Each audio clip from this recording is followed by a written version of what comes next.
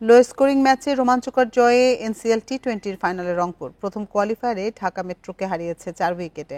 অন্যদিকে এলিমিনেটর ম্যাচে চট্টগ্রামের বিপক্ষে 7 রানের জয় খুলনার। ফাইনালে উঠতে লড়বে ঢাকা মেট্রো বিপক্ষে, যেখানে খুলনার হয়ে খেলবেন মুস্তাফিজ। লো স্কোরিং ম্যাচে জমাট লড়াই, বৈরী আবহাওয়ায় সূর্যের দেখা নেই, উইকেটের আচরণে বদল। লাক্কাতুরায় রংপুর ঢাকা মেট্রো কোয়ালিফায়ারে পেসারদের দাপট। রবিউল আলাউদ্দিনের বিরুদ্ধে ভুগেছে ঢাকা মেট্রো। প্রতিপক্ষের ধসের কারণ তারা দুজন মিলে শিকার করেছেন 5 উইকেট।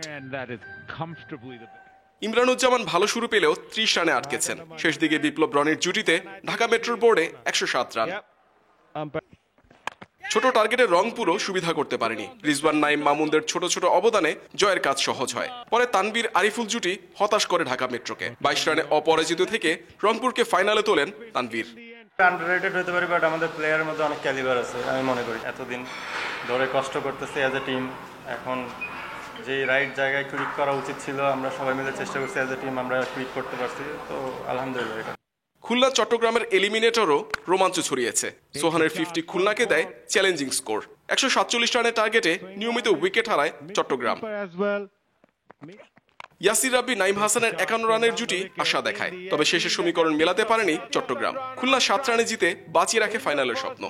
ভালো একটা মোমেন্টামে আছি। অবশ্যই আমাদের যে টাইপের প্লেয়ার আছে, আমরা যদি আমরা 100% দিতে পারি, যে প্রসেসটা লাস্ট কয়েকটা ম্যাচ ধরে আমরা ট্রাই করতেছি ফলো করার, ওইটাই ফলো করার চেষ্টা করব। দ্বিতীয় কোয়ালিফায়ারে খুলনার হয়ে খেলবেন মুস্তাফিজ। কাটার মাস্টারের অন্তর্ভুক্তি বোলিংয়ে শক্তি বাড়াবে সোহানের দলের। মুহাম্মদ নাজিম, ইন্ডিপেন্ডেন্ট নিউজ, সিলেট আন্তর্জাতিক ক্রিকেট স্টেডিয়াম, সিলেট।